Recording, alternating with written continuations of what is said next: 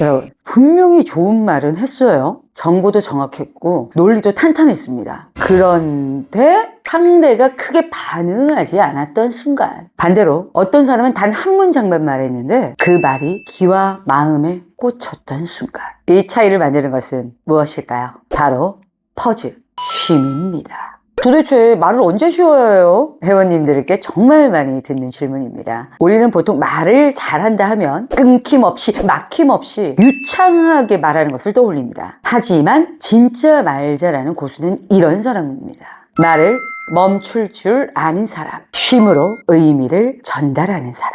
말의 힘은 말 자체가 아니라 말과 말 사이의 공백에서 만들어집니다. 그 순간 상대는 생각하고 상상하고 마음을 열게 되죠. 이번 영상에서는 실제 발표, 강의, 면접, 상담, 대화 스피치에서 바로 적용할 수 있는 반드시 알아둬야 할 6가지 퍼즐 포인트를 알려드리겠습니다.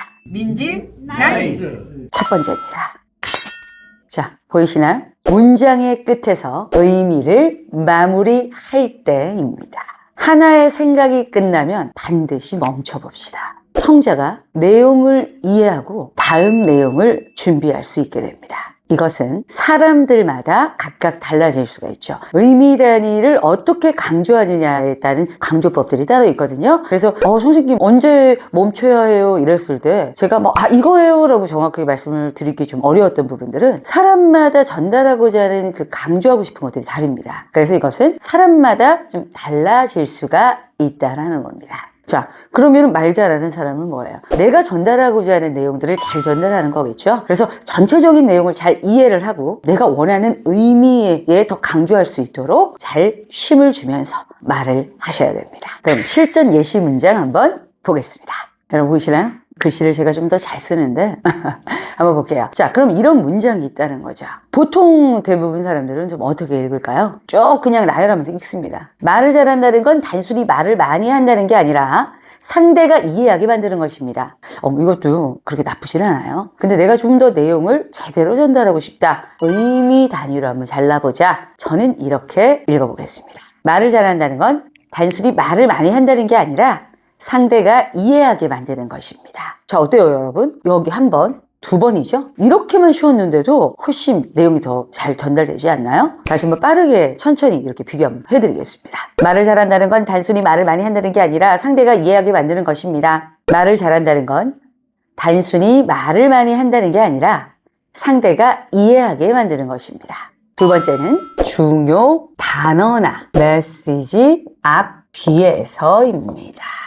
자, 다시 한번 읽어볼까요? 강조하고 싶은 단어. 강조하고 싶은 단어의 앞, 뒤에서 쉼을 주는 거죠.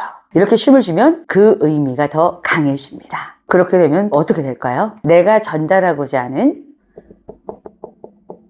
핵심 메시지가 귀에 꽂히게 됩니다. 실전 예시 한번 보겠습니다. 진짜 중요한 건 태도입니다. 나쁘진 않아요. 근데 제가 태도를 강조하고 싶다는 거죠. 진짜 중요한 건 태도입니다. 이것보다는 진짜 중요한 건 태도입니다.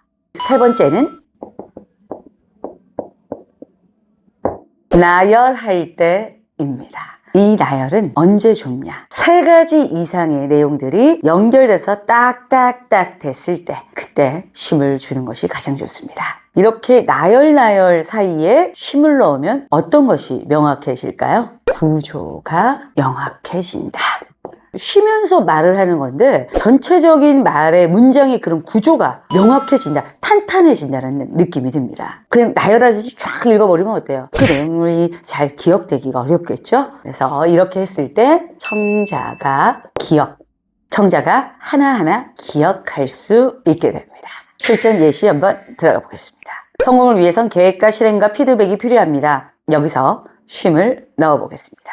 성공을 위해선 계획과 실행과 피드백이 필요합니다. 그리고 하나 더 팁을 드리면 나열할 때는 쉼을 주는 구간마다 나열된 단어를 높낮이를 좀 바꿔주시면 더욱더 생동감 있게 전달됩니다. 성공을 위해선 계획과 실행과 피드백이 필요합니다.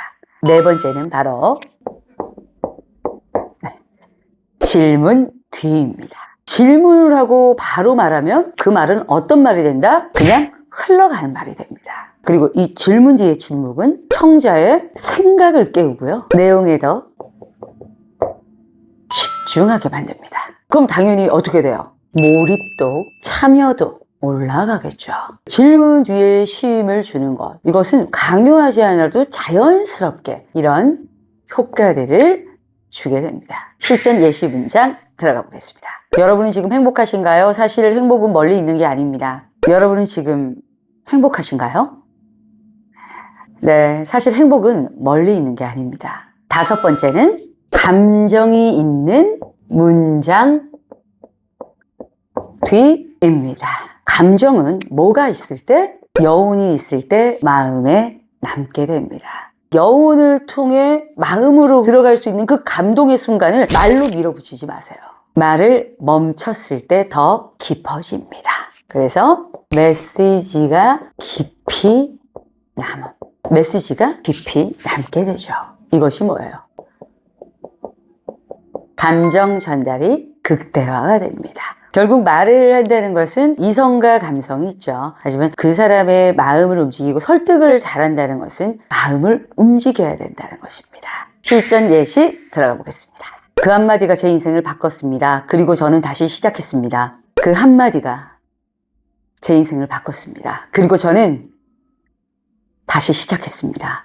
6번째는 바로 숫자나 방조, 부사, 앞, 뒤에서입니다. 여러분, 숫자와 부사를 어떻게 비유할 수 있을까요? 바로 정보의 무게 중심이다 라고 말씀을 드릴 수 있습니다. 그래서 숫자와 강조 부사의 앞뒤에 쉼을 주면 정보의 중요도와 메시지의 무게를 자연스럽게 전달할 수 있습니다. 실전 예시 가보겠습니다. 저는 하루에 단 15분만 운동했습니다. 그런데 정말 그 15분이 제 삶을 바꿨습니다. 저는 하루에 단 15분만 운동했습니다. 그런데 그 15분이 제 삶을 바꿨습니다. 인생이 변하는 스피치 민지 나이스. 네, 지금까지 반드시 알아둬야 할 6가지 퍼즐 포인트에 대해서 한번 알아봤습니다. 퍼즐은 멈춤이 아니라 전달의 기술입니다. 퍼즐 또한 말입니다.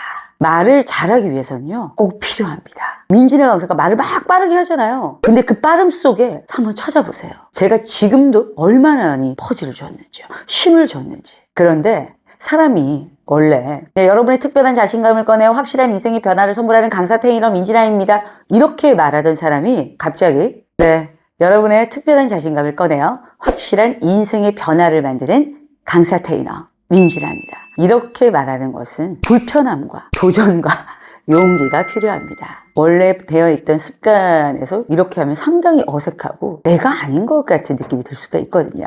근데 여러분 말 잘하고 싶으세요? 다시 말씀드리지만 이 쉼을 꼭 습관처럼 넣어주셔야 됩니다. 어색하다, 불편하다고 쉼을 피하지 마시고요. 전략적인 선택이라고 생각을 하십시오. 다시 말씀드립니다. 쉼 또한 습관으로 만들어야 한다. 말이 귀에 남는 사람은, 마음에 남는 사람은 쉼을 아는 사람입니다. 여러분, 그 쉼이 아무 말을 하지 않고 있는 것이 아닙니다. 그 쉼 속에 나의 기다림과 사람들에게 내 말을 제대로 마음으로 집어넣어 줄 수 있는 그 시간이 바로 쉼입니다. 그리고 이렇게 말을 하면요, 말은 분명히 달라집니다. 메시지의 무게, 감정의 깊이, 설득력과 신뢰감.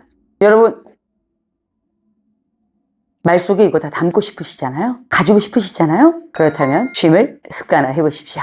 다음에 더 좋은 내용을 함께 하겠습니다. 오케이, 나이스.